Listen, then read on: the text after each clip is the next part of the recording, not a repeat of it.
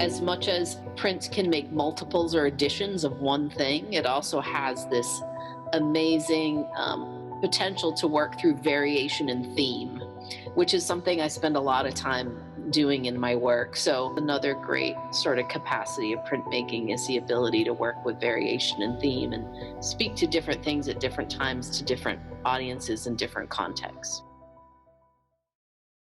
Welcome. I'm Jordia Benjamin, Merkin Senior Coordinator of Programs and Audience Engagement at the Colby College Museum of Art in Waterville, Maine. This is Art Plus Conversation.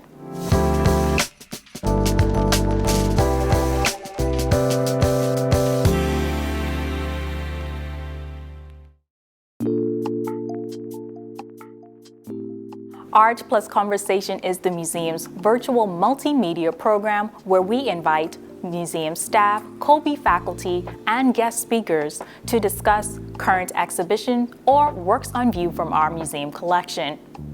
Today, we will discuss the centennial year of the 19th Amendment and the evolution of voting rights through the work of Elizabeth Jabbar, Another World is Possible. Jabbar is the inaugural Director of Civic Engagement and Community Partnerships here at Colby College and is also the co-founder of a local studio, Hinge Collaborative.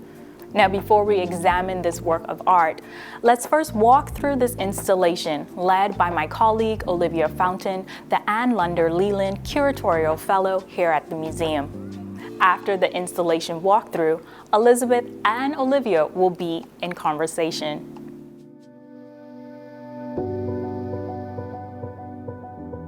Hi everybody, my name is Olivia Fountain. I am the Curatorial Fellow here at the Colby Museum, and I'm here today to talk about this installation in the Davis Gallery, which marks the centennial of the 19th Amendment.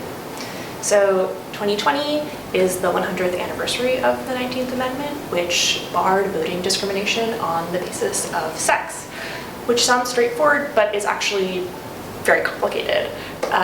The reality is that before 1920, millions of women, primarily in the American West, already had the right to vote in presidential elections. And after 1920, millions of women, significantly Black women living in the American South, remained disenfranchised.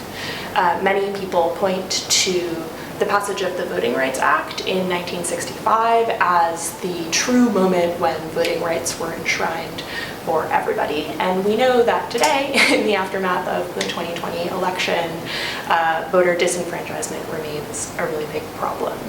The suffragist movement, we know now, was marked by really significant racism. Many of the leaders of the suffragist movement saw the typical woman that they were fighting for as white, educated, and middle class. And there were significant splits within the suffragists over support of the 15th Amendment, which was passed in 1870 and extended the right to vote to Black men. And then later, in the early 20th century, as the final push for ratification began, many white suffragists began catering to Southern segregationists for further support. So as I learned about this history, and as we learn about this history, I think it's really important to turn to the work that visual artists do in representing untold narratives and kind of revealing important facets of history that we maybe didn't learn in school, and more generally to demonstrate what imagination can do in kind of creatively looking back at the past and imagining what a more equitable future can look like. So this is No World by the artist Kara Walker. The title No World is a play on the term New World, which immediately brings to mind the experiences of European colonists traveling to the New World, and contrasts that with the experience of enslaved Africans on the Middle Passage and when they reached the Americas. Kara Walker is known for working in the style of 18th century silhouette cutouts, and you can see that here. You can see it over in this corner where we see the figure of an enslaved person and an overseer. We see the outline of a pair of hands disembodied coming out of the water and holding this really detailed ship. And then we see the silhouette of a woman's body large, floating face down, with no hands. So maybe these hands are connected. This is a really violent and graphic image. It calls to mind the Middle Passage, the fate that awaited the passengers of a ship like this when they reached the Americas, and then also the fate of those who drowned along the way. In this work, and also in her larger body of work, by kind of using this historical style of representation in these 18th century silhouettes, but presenting them in these really ambiguous and contemporary ways, Kara Walker reminds us that the violence of the antebellum South exists today in the form of white supremacy. And in works like this, she opens this window and allows us to examine that past in a really critical way that can make us uncomfortable, but also that allows space for consideration of what a future without this violence might look like. This is Letter to the Mother by the artist Elena Del Rivero.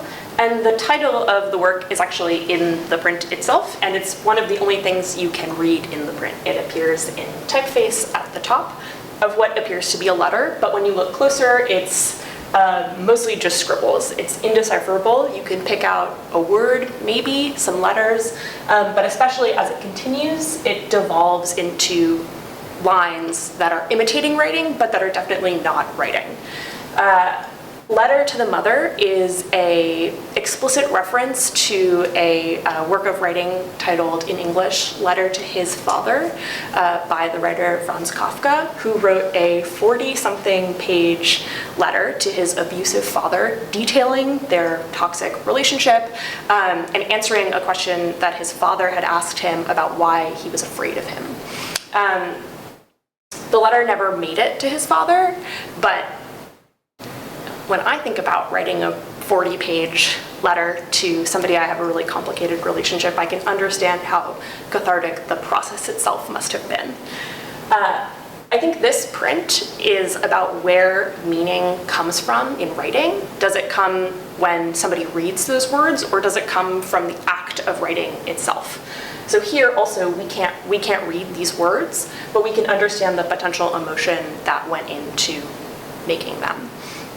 Also, by changing the gender of the parent in question here, so letter to the mother versus letter to his father, Del Rivero points to perhaps the underrepresentation of women writers and complex women characters in the literary canon that Kafka is an important part of, and then also points to, and maybe this is more obvious, but the complicated interfamilial relationships that women can have with each other.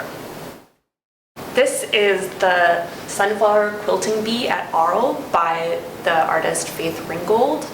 This piece is part of a larger project called the French Collection, which details the story of a fictional young Black woman named Willa Marie Simone, who moves to Paris in the early 20th century and travels around France. In this particular scene, Willa Marie Simone has gathered, she's actually not in this print, but she's gathered with 8 Black women from American history who all lived at different periods in time in Arles, we know from the title. Arles is a place in France that is perhaps most famous for inspiring the artist Vincent van Gogh, and especially his paintings of sunflowers. So you can see in this print, from left to right, Madame C.J. Walker, Sojourner Truth, Ida B. Wells, Fannie Lou Hamer, Harriet Tubman, Rosa Parks, Mary McLeod Bethune, and Ella Baker, and then off to the side we have a solitary Vincent van Gogh. So here, there's a lot of things happening here. We see a group of women working together on a quilt, so emphasizing the collective nature of quilt making, and then also rooting quilting really specifically in African cultural tradition, and then later African American cultural tradition. And we see that being contrasted with the figure of this white male kind of solo genius artist, which is a really big trope when you study Western art history. In comparing these two modes of making art, Ringgold validates the art of quilt making as belonging to the canon of fine art, but then also focuses on the relationships between these women and the way that they resonate with one another through history. Around the border of the print, there's text that further describes the scene. And I want to read the final part of the text, because I think it sums up a lot of what this print is doing, but then a lot of what I'm hoping to do here. So Willa Marie says, "I am so thankful to my Aunt Melissa for sending you wonderful women to me," I said. "Art can never change anything the way you have, but it can make a picture so everyone can see and know our true history and culture from the art. Someday I will make you women proud of me too. Just wait, you'll see." "We see, Willa Marie," they said. "We see." So, like I said, I think that sums it up really well. Here we have Ringgold, through her art, educating us about history, using a cast of real characters from history, but also creating a scene that reveals, that may be fictional, but reveals these deeper truths about resilience and collectiveness and collective freedom. This is Portrait of the Artist as the Pioneer by the artist Gina Siepel. So this is from a series called After Winslow Homer, where the artist recreates scenes from the artist Winslow Homer's body of work, with her body replacing the bodies of the characters. So a lot of Winslow Homer's paintings depict white, rugged men out in nature. The Pioneer is no different. In the original painting, we see a man in the foreground with an axe over his shoulder, surveying a bunch of trees, many of which have been cut down. Presumably, he has cut them down. Here, we see Gina Siepel, the artist, standing with an axe. But instead of looking over a bunch of trees, she's in what looks like a park. There's like a batting cage or some sort of structure in the far distance, and it lets us know that this landscape has already been altered. It calls into question the idea of what a pioneer even is and what a pioneer meant to Winslow Homer. In his painting, you're supposed to look at his painting and understand the landscape as untouched and being altered for the first time by his protagonist, which erases the legacy of indigenous people living in Maine that had presumably lived in that area for long before Homer's pioneer, arrives on the scene. So this piece both addresses the erasure of women from conversations about who gets to be outdoors and who gets to be in nature, but also about the exclusion of indigenous narratives from not just art history, but from American history as well. And finally, we have this print, Another World is Possible, by the artist Elizabeth Javar, who is based in Waterville, and I'll be joined by Elizabeth in conversation after this, so I won't talk about this too much, but a brief overview. These words are from the activist Grace Lee Boggs, Detroit-based. Grace Lee Boggs wrote and spoke a lot about the importance of community-based activism and staying in one place for a long time. She also believed really strongly in the power of creativity in powering activism, saying or believing that it's really easy to say what you're against and to identify injustice, but it's harder to picture what you want instead. And so she really advocated for artists and creatives to join the struggle in imagining a better world, because the key there is imagining, and that's so crucial to any movement. This particular print was created on to celebrate the opening of the Hinge Collaborative, which is an arts collective that Elizabeth is in the process of getting off the ground. And this print was given to early supporters of the Hinge Collaborative. So I think just in the fact of this piece, you see a local artist forming these relationships with other members of her community that are supporting her and will continue to support her as she continues to do this important creative work in her own place. So that's what I'll say about that for now, and then Elizabeth will elaborate a lot more on the work of Grace Lee Boggs and her own work. Well, Elizabeth, thank you so much for being here today virtually. I am Olivia Fountain. I am the curatorial fellow at the Colby Museum, and I organized the installation in Davis Gallery commemorating the centennial of the 19th Amendment. Elizabeth's work is included in that installation, so I'm really excited that you're here today so we can talk a little bit about it. Elizabeth, do you want to introduce yourself? Sure. I'm Elizabeth Jabbar, and I am the Lowry Family Director of Civic Engagement here at Colby College, and I'm an artist and a printmaker. Welcome. Thank you again for your time. Well, thanks for including me in the show and to this conversation. My pleasure. So to start off, the purpose behind the installation is to mark the passage of the 19th Amendment. And so it thinks more broadly about voting and voting access, and I think more broadly about activism and how activists build on each other's work in different forms to kind of create progress. I know in addition to the work you do as an artist and the work you do at Colby, you've been really involved in organizing around the 2020 election. So my first question is, can you talk a little bit about Colby Votes and maybe some takeaways post-election now that we kind of know the role that Colby Votes played? Sure.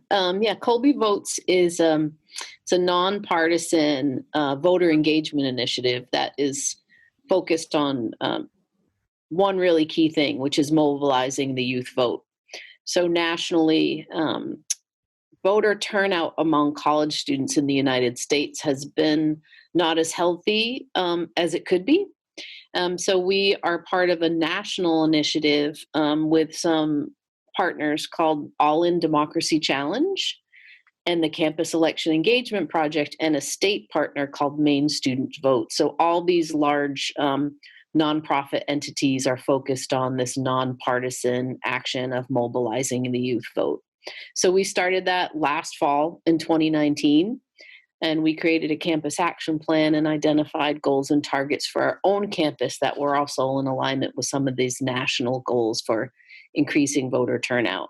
The other important piece of that is it's also about increasing opportunities for civic learning and democratic engagement on campuses. So, of course, voting in the 2020 election being the very central piece of all this planning that had happened, but it's also really a push to bring that work from the margins to the center. And I also just felt in great alignment with that as a new program director. I'm in my third year, and part of the big goal for me in my program that's connected to Colby Votes, but is a larger goal, is how to center that kind of activity for students and challenge students to think critically about their role in public life and what does it mean to be an active citizen. Voting is, I always say, one expression of our civic identity and purpose, but there's all kinds of other ways that we express that in our day-to-day lives outside of elections. But Colby Votes was really focused on that. And the other one of the key, I think, outcomes of that I feel really proud about that really came from the students was we built a relational organizing model, which really focused on peer-to-peer engagement. So empowering students to take leadership roles and educating them about how to organize their peers around a common cause. And this one being getting them registered and getting them to the polls. And through this work, really seeing how students felt an increased sense of their civic agency and purpose because they were empowered to take these leadership roles on campus. And then the other thing about it is it's a great model that we built, and I think that's a model that can be replicated on Colby's campus around organizing and having those, what I think of, civic skills and capacities around making common cause with other people around things that are important to your community. So I think it will be a model that will serve Colby for a long time, and also serve individual students to mobilize around things that they care about. So we were looking at the 2020 election and had these goals, but there's also these kind of larger, broader areas around civic agency that are important to any person in any campus. So that's another great outcome of the work that we've done, and will continue as an initiative on campus past the election. Because as we know, looking at the landscape, there's lots of work to do around democracy and keeping people engaged. So we'll still play a vital role on the campus. Absolutely. I really like what you said about how voting obviously is really important, but it's only one form of civic engagement.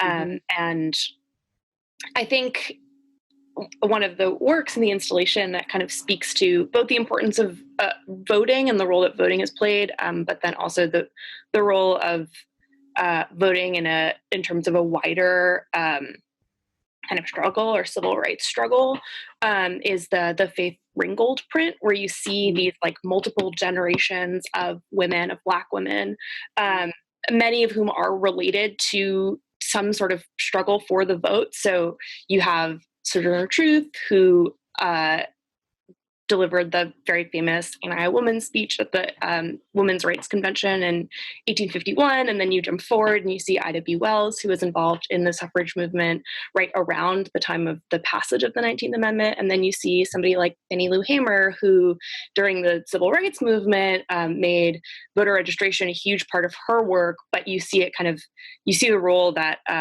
that voting and organizing around voting has played in terms of pushing forward other broader forms of progress. And so I also think that's kind of that's what artists can do, right? You know, focus on one issue, but also provide models for engagement in other areas of life. Completely. And I think the one thing that, or one of the many things that creative expression, like you're saying, using visual art or any kind of creative expression around culture, music, cooking, art is an amazing way to organize people, and another way that we find connections with other people to come together around things that are important to their communities, and then to take action on them. So art and culture has always played a big role, and just the power of images is the other thing in terms of those works that you described, telling different stories, storytelling and narratives, and the power of images to sort of shift perspective. Absolutely. Or to spark actions, to spark protest, to spark introspection that then hopefully leads to outward action. Those are all the kinds of things that imagery and art making and culture can do. They kind of deliver imagery in a different way. They connect to different parts of ourselves that stir up the social imagination through art. And it becomes a catalyst and a different kind of driver that I don't want to say is any more important than any other kind of driver that might influence social change, but I feel like it's one of kind of the channels that I think we could turn to more often than we do to sort of inspire and lead and propel social change. Absolutely. And I think that this idea of storytelling and narrative gets back to ideas about community, right? Like you need to, it sounds like one of the things that was really successful about Colby Votes, to go back there, is the fact that you were kind of building this network of person to person, really interpersonal activism, where students are connecting with each other and building this really kind of intimate web of people that they can organize. And it's amazing that it came out of a national initiative and that students around the country on different campuses are organizing. But it seems like what's the most powerful about what happened here is that it was really personal. Yeah, it was personal. And I think the other thing that I kind of hammer away at a lot is developing a practice. And that comes from me being an artist and teaching art, but also being, like I say, sometimes I say I'm a civic practitioner. Like I am continually striving to increase my skills and my ability to move an agenda forward that improves the community that I live in. And that's just an ongoing kind of process. So these kinds of organizing models are hopefully a way to keep students engaged in their own practice of Mm-hmm. what it means to not only what it means, but to really connect to their own agency, and that I can make change. I can make change. So when college students look at the increase in voter turnout, which like early data, and I'm looking at my notes because early data shows that 50 to 52% of voting eligible young people, so this is like 18 to 29-year-olds, voted in this last election. And that's an increase from 2016. The 2016 rates were only 42 to 44%. Wow, that's a big And, change. and it's projected that once all the votes are counted, those rates might go up to 56%. So I'm hoping that when students on Colby's campus see this, this data, this final data when it comes out, that they can connect the dots, that they played a role and were connected to this national movement, and that my actions and my organizing and my working with my peers mattered to drive this thing forward. Yeah. I think it presents something very concrete in a way that students can't always see, that maybe even just weekly volunteering, there can be this questioning of like, what is my time that I'm giving? Is it actually doing anything? Mm-hmm. That's like a question students will ask me, is this really making any change? Or are these real contributions, or, what am I doing? So I think as students develop practice over time and see results, that there's a recognition for themselves that when I choose to get involved and stay engaged and take action, along with all these other people that I'm in this community with, I can move an agenda forward that matters. Yeah. And that's just so empowering to really to see those concrete results. So I'm excited for those numbers to be crunched and shared.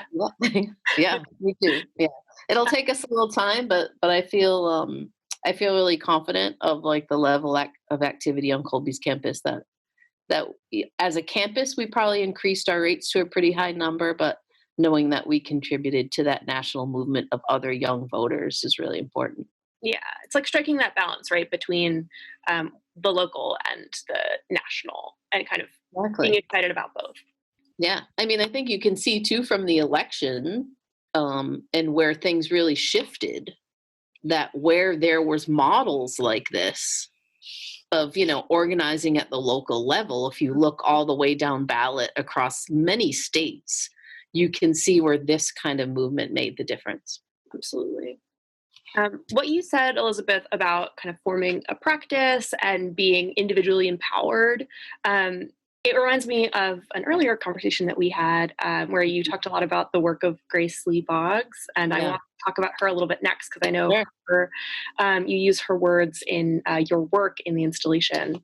So could you tell us who Grace Lee Boggs is, and sort of what she means to you and how she inspires you in your work? So Grace Lee Boggs is I'm not going to get the year right, but in the last 4 years she passed away. But she is a 2015. I mean 2015. So pretty recent. So she's a legendary kind of radical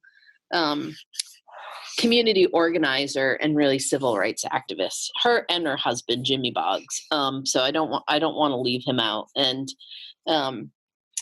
she's one of many people that I return to, but I think in the last few years I've returned to her work quite a bit. She wrote a great book that I'm rereading called The Next American Revolution. And so she's been on my mind a lot with other people. And when I think of some of the guiding principles of my work, there's two quotes of hers that I think about a lot. And one is because her and her husband spent most of their life in Detroit working as community organizers and activists. So one is one thing she said that I love is one of the most radical things I ever did was stay put, which really speaks to her commitment to staying in one community for a long time, and the time and the cultivating a practice and building coalitions that it takes to really impact change over years, over her whole lifetime. And the other one that she said that I really like a lot, that makes me think a lot about when I reflect on Colby votes, is that movements are born of critical connections rather than critical mass. That the work that she did on the local level, which I really believe is born out of this peer-to-peer, this relational organizing, making connections, animating our connections with each other in the communities right where we live. So this idea of being rooted in the local and having that kind of hyper local focus has been really influential in my work. Yeah, so that's kind of the roots of that with her for me. Lots of other things, I think, in terms of her own practice and how she organized, which I feel are also highly influential. Just in terms of coalition building, that's another thing that I think about a lot in my own work in this role as, civic engagement and community partnerships, and then my own individual role as a citizen in Waterville, and how my place here in this community and what can I do, the work that I do, how does it promote this growth of strong coalitions that enable people to sort of work across difference and make positive change to meet needs in their local communities. So that's really all informed by people like Grace Lee Boggs of developing that kind of day-to-day practice right where you live. Absolutely. And I love this idea of a day-to-day practice. It's not like you can just turn it on one day and do your part and then step back. You really have to sort of work at activism every day, over a long period of time. Mm-hmm. Can you talk a little bit more about the specific Grace Lee Boggs quote that you use in this work, Another World is Possible? I had seen it in some of the things about her that I read, and then when I dig deeper, I learned that it came from there was a World Social Forum that she was part of that started in 2001, and I believe the first one was called Another World is Possible World Social Forum. And that was an international gathering of activists and intellectuals, and their agenda really was organizing around what does it mean to have like a global left movement that was really fighting back or in opposition to the World Economic Forum. So they took this very specific stance that was really looking critically at the World Economic Forum and this idea of global capitalism, and how in their mind it was their fight was really about against like the concentration of wealth and how that plays out in terms of poverty and inequalities and destruction of the planet and climate change. So that was a very large kind of global agenda that she was a key part of. But the one thing, one of the things that resonated with me so much was their function or their focus on using those forums to present alternatives. And thinking about the conversation is, what is the world that we want? And so that's been one of those, I'm no expert on the World Social Forum, but I was really taken by that idea of how to use our collective power and energy to think about what we want more of. So where I feel like I'm engaged in activism and protest is sometimes there can be a criticism of, if we stay in protest all the time in terms of only naming the things that we're against and never making intentional space and times to think about the things that we want more of or the things that we're for, it might slow us down from thinking about that kind of future thinking. And with that future thinking, you can start to identify very concrete actions that you can take to work towards that future that you want. Mhm. So there was a generative aspect in there for me that, as someone who's an artist and a maker, uh, really aligns with this idea of creativity and creative action. So that has really stayed with me, and that, just that phrase, "another world is possible," is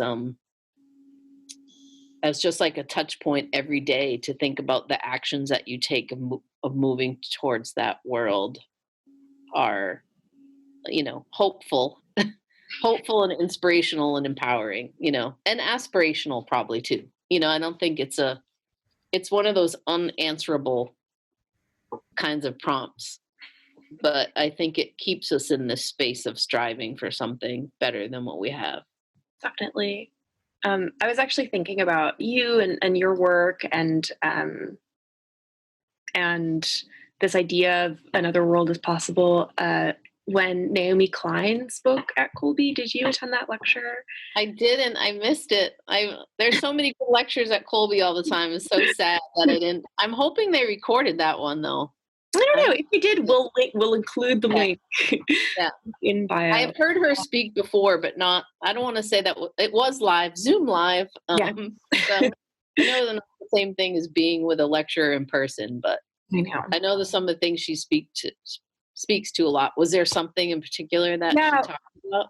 Well, before she even began speaking, she's played a role in producing, I think now 2 of these short videos that kind of imagine. The first one was narrated by Alexandria Ocasio-Cortez and was about the Green New Deal.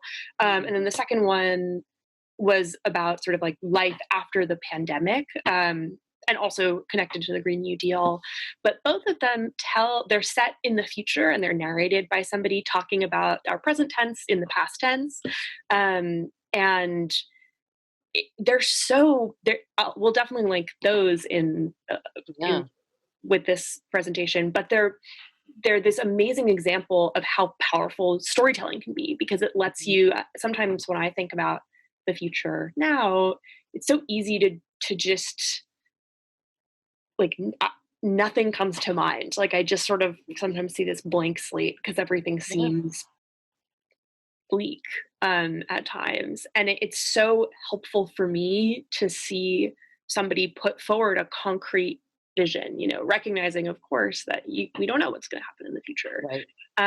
But I thought it was this really powerful example of storytellers and artists and animators coming together and kind of using that imagination and building on existing activism and kind of outlining what a goal could actually look like in the real world. So I thought that was really, really interesting work.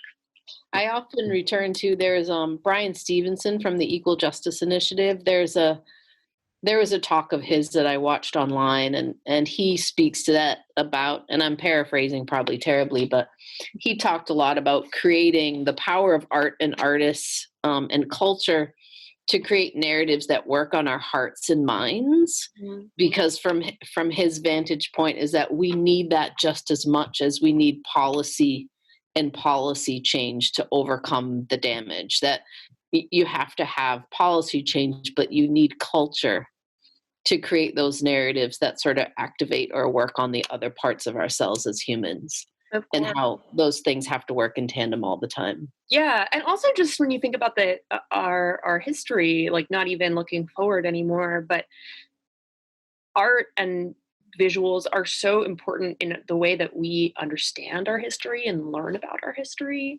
Mm-hmm. And so I think something that's really powerful about a lot of the works that are in the installation in Davis is that they like reimagine or re-envision what these moments in our past look like, and by kind of inserting people who, of course, existed in the past and were doing important work and were thriving, and or maybe not necessarily thriving, but by kind of depicting those narratives and kind of making space for ones that are not narratives, that aren't the dominant historical ones that we've learned. That's another really powerful way to kind of open people's hearts and minds, to use your paraphrasing of Brian's. Yeah. I think that, representation, different representations, artists can create narratives or documentation of an evidence of culture. And to your point, histories that have been left out of the mainstream or left out of how people are educated or come to know what is American, who's represented, whose stories are left out or not, is artists have always played a really important role in filling in those pieces and shifting perspective about history. Exactly. And I think that's what's one of the things that's really powerful about art and why art is really important. Yeah. Can we talk? I'd love to talk a little bit more about your print specifically. So we talked about Sure. the text, but also can you explain a little bit about maybe some of the decisions you made when putting this print together? I know we've talked before about the sort of seed raindrop imagery that that you use, and yeah, can you just talk about the work a little more? Sure. Yeah, I think as a printmaker, printmaking is my primary vehicle. And I think I work within that tradition of words and images that printmakers have often used as a way to broadcast messages and highlight ideas and topics that are speaking to the broader world. That was one thing early on in my education as a printmaker. When I went to art school, I didn't even know what printmaking was until I was thrown into one of these classes, introduction to printmaking. And when I understood that before prints were really about being in museums and art galleries, they were more about communicating messages and being in public space and being this amazing kind of tool for putting messages out into the world and spreading ideas and sparking conversations, and sometimes radical conversations, and being used for moving ideas forward that were often could be seen as sort of radical or revolutionary.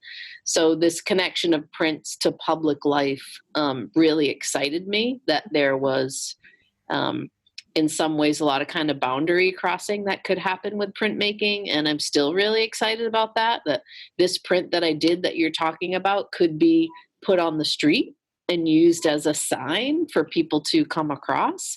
And it could also be put in a museum or a gallery, and there could be another kind of experience and another kind of audience that might come into contact with that. So I find that still like wildly exciting all the time. I'm still very taken with that. And then I think also part of it too is maximizing print's capacity for reproduction and distribution. So when you think about messages or activism, that's often printmaking and prints are often a very useful tool for advocacy and protest. So I see this print that I made that we're talking about, the part of that kind of tradition. Prints have been used historically in social movements and protest movements for these very things. So I feel like that print is very much in that line with that legacy and that spirit of wanting to utilize that, making images for this kind of reason. And then in terms of the actual imagery that's in it, I have a very kind of large lexicon of imagery. I've kind of amassed image banks of certain kinds of shapes and forms that continue to recirculate in my work, and I recontextualize them depending on how I'm using those particular images, sometimes or most of the time lately with words, sometimes not with words. So for this particular one, and those imagery that you mentioned are really inspired and very, I think, simplified forms that are inspired by nature and thinking about the creative forces in nature. So that idea of like the potential of a seed, like that big pod shape that's behind the words. And the drops of water or the drops of rain are thinking about the life-giving properties of water. And then there's the yellow kind of rays around it, thinking about the life-giving properties of light. So that they're not, I don't know if anyone would see those shapes and think literally about those things, but I think through association and simplifying it, that hopefully that kind of symbolism and ideas around that are inferred if someone spent time looking at that image. And I think all those things just underscore this idea of the possibilities of the future, right? Is that, seeds, take time, and these ideas of sowing and planting and what that might mean in a community or a world context. And that it also means that we have to tend to things and take care of them over time to achieve an outcome. So I think there's this analogy between, sowing seeds and planting and what it might mean to build community and make change, that there's a process, there's this potential, but there's also a tending and a care that we have to take to make those things happen. So those were all the elements that I was trying to put together in that print. For me, the natural imagery in the print, it evokes persistence, like ideas of persistence and endurance, and the world was nature was here before humans were, and hopefully will continue to endure in some form. And so there's that's a hopeful thought for me. Yeah. But you're totally right that you can't discount the nurturing role that we're going to have to play to ensure that these things do still represent endurance. I think it's really hard it's hard for me, at least, to feel uncritically hopeful when I look at kind of images of nature in the natural world right now, because you can't not think about climate change, and the immense destruction of life that's happening right now. Yeah. And that's actually another thing that those videos talk about a little bit, or that I was mentioning earlier that Naomi Klein produced, where she really, they're really connected to climate change and showing and imagining that even though we're in the middle of this kind of crisis right now, we will rebuild and biodiversity will come back. And that's really powerful to me as well. Yeah. I hope that,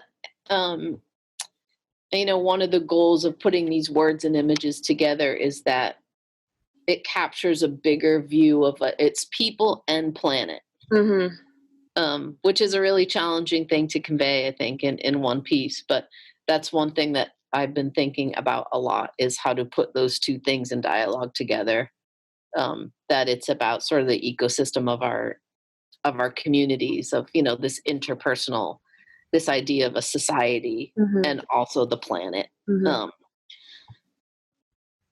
I think and correct me if I'm wrong, but you've been kind of like working with these words, and you mentioned you've been working with this sort of language of symbols also throughout your whole practice. But my understanding is that for this particular print, or for this particular arrangement of words and images, there have been a lot of iterations, right? Like you've been working on different, so you get to like recombine and play around with the combination of word and image throughout your creative process, right? Yeah, this particular phrase of text I've been using quite a bit. And it's also sort of the absolute joy of printmaking, is that this idea to recontextualize or recombine or working in different iterations is just built into what printmaking does. And so as much as prints can make multiples or additions of one thing, it also has this amazing potential to work through variation and theme, which is something I spend a lot of time doing in my work. So Another World is Possible has showed up with different images, and also because it was going to be shown in a different context or be serving a different purpose. But that's another great sort of capacity of printmaking, is the ability to work with variation and theme and speak to different things at different times to different audiences in different contexts. Absolutely. And I've been using those skills, my skills as a printmaker, in that vein to also support other kinds of activist protests or actions. So being able to produce text and image graphics for Black Lives Matter protests, or, with all the sort of anti-immigration that have been happening in the last 4 years, is to be able to work directly with other people that are in the front lines of some of this activism and say, how can this work be useful to you and what do you need? And that's also been really powerful experience for me to be able to create things in multiple with words and images and have them be put to use. I think that represents really beautifully how everybody, no matter what their skill set, has something to contribute to protest movements and to envisioning and enacting a brighter future. Mm-hmm. Yeah. I mean, I think it's one of the things I ask myself all the time is, which makes me think about, how I got to starting Hinge is how can I use as an artist and a citizen, is how can I use my practice to build the communities I actually want to live in? Yeah. And that's one way I've been able to do it so far. Well, that's actually the perfect segue because I'd love for you to talk about Hinge now. Can you tell us what that is and just kind of give us an overview? Yeah. So in many ways, I mean, it's a culmination of all the things that we've been talking about, right? That it's where my practice has led me. It's my studio. I describe it as I have a print shop. So I think of it as having a space, having a print shop, and also a community art initiative. It's been a way for me and my husband, Sean, to think about our place in this new community. Even though this will be our third year in Waterville, is thinking about how to make space for ourselves in this community and answer those questions about how in this community, in this moment right now, can we use the skills and space and tools that we have to contribute to that community in a very local way, but also to be doing things that are responding to or reflecting to this moment in the world that we're living in. Mm-hmm. And also just a really, I'm always asking myself, like, what the role of the artist is right now in this moment. And so we wanted to be able to create a physical space where we could bring people together that was rooted in the local, that made space for how do we take action in our local community? What are the things in this community that people care about, that they see are needs?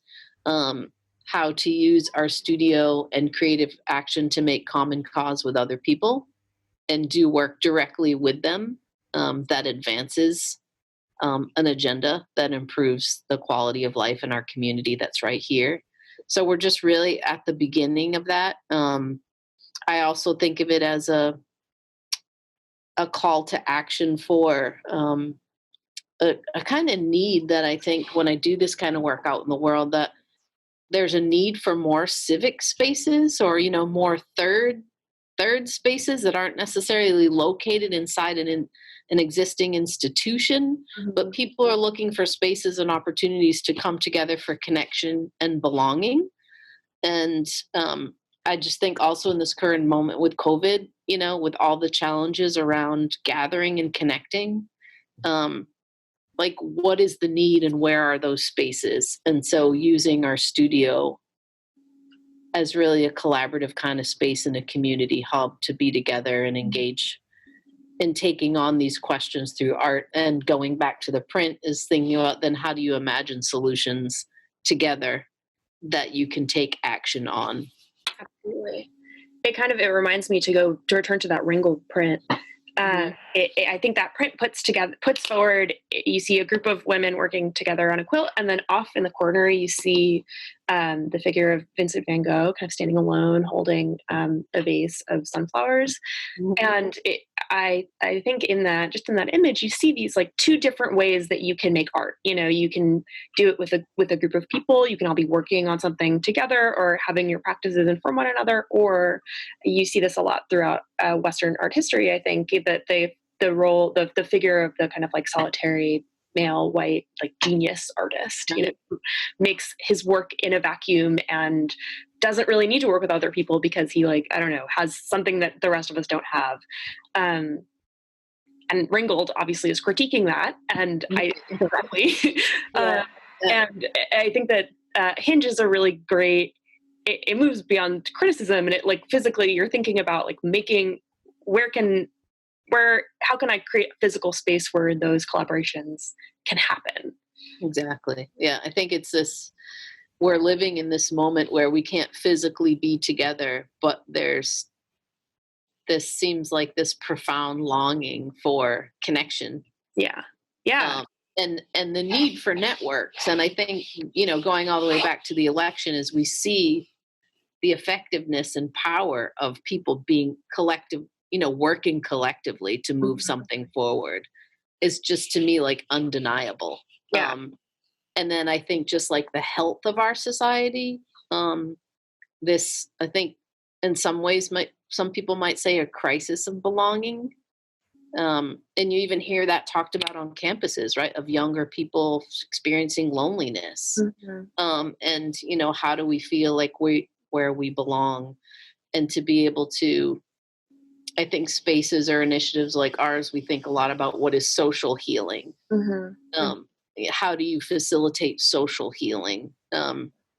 And then the other thing I think about a lot in line with that is I often talk about creating platforms over individual projects, which means I'm trying to set intentions on long-term impact that extends beyond the life of a project.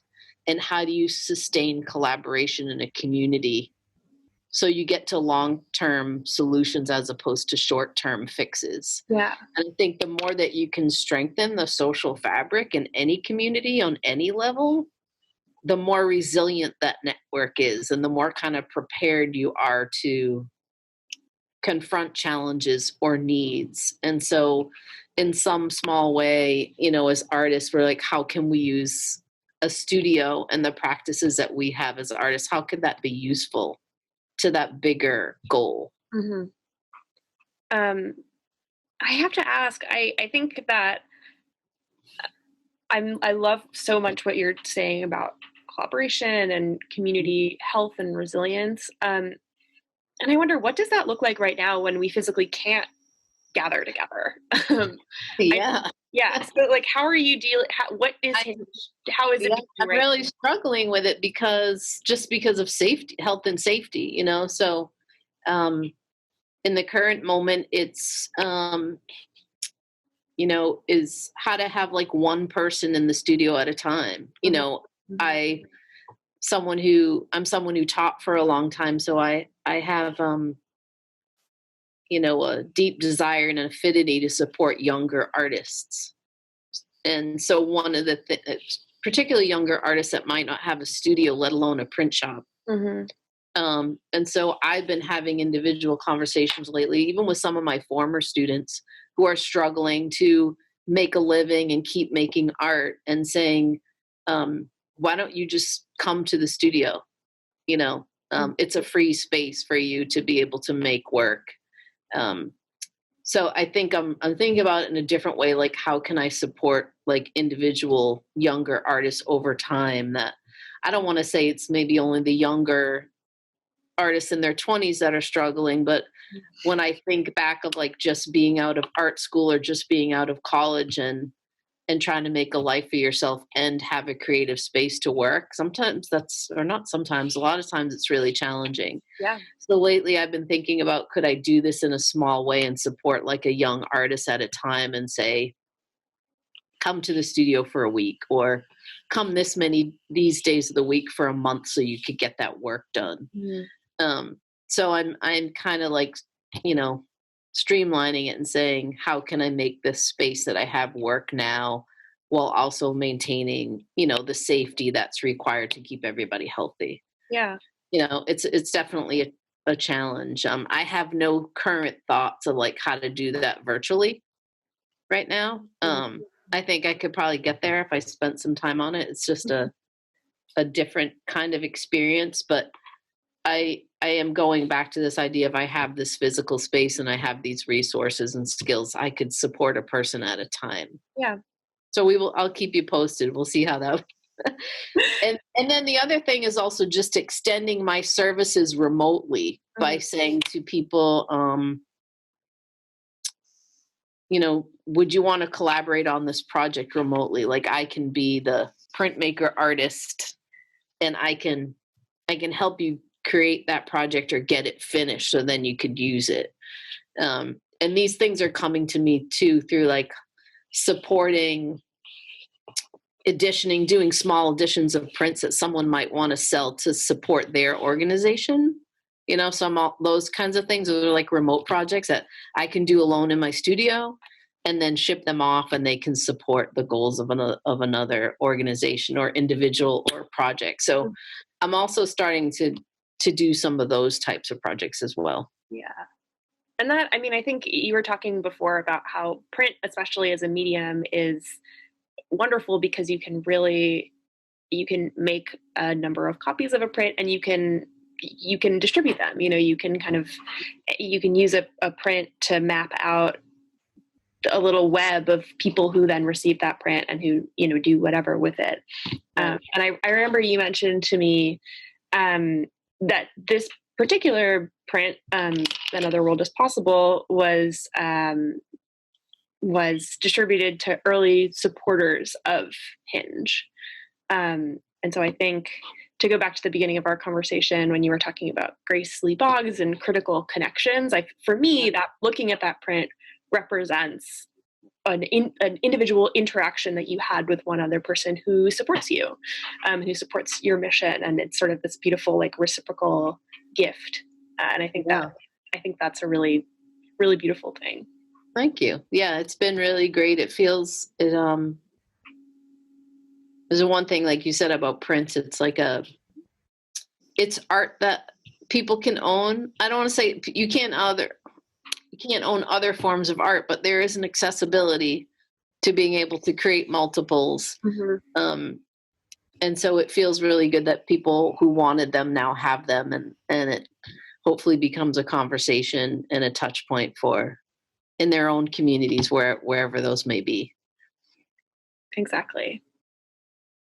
Well, that seems like as good a place as any to wrap this up. Do you have any final words you want to say? No pressure. So I think we really covered so many things. I mean, I think the only one thing about Hinge or in this current moment, and not just Hinge, but in terms of creativity, is that I think that democracy requires imagination, and that we need to make space for dreaming, you know, and dreaming and hands-on experience to sort of activate the imagination that hopefully through creative action and dreaming and creativity is that it's an opportunity to get a vision of what that other world that we want looks like. Mm-hmm. And then we can identify strategies to make that world real. But I think there probably isn't enough time in our day-to-day existence where we get to dream. And I think dreaming and imagination is so necessary to animate democracy and move it forward. Hopefully we'll all get more time for that. Knock on wood. I absolutely agree. So Elizabeth, thank you so much. I've loved talking to you. Really fun conversation. Thank you so much for joining us, and I really hope you have enjoyed today's program. I invite you to visit us on our website, colby.edu/museum, to listen to past Art Plus Conversation programs. You will find these programs listed on our Museum at Home and Multimedia tabs.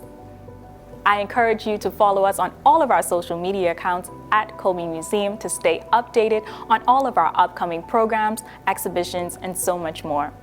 Like always, from our museum home to yours, take care, and I'll see you next year with another Art Plus Conversation.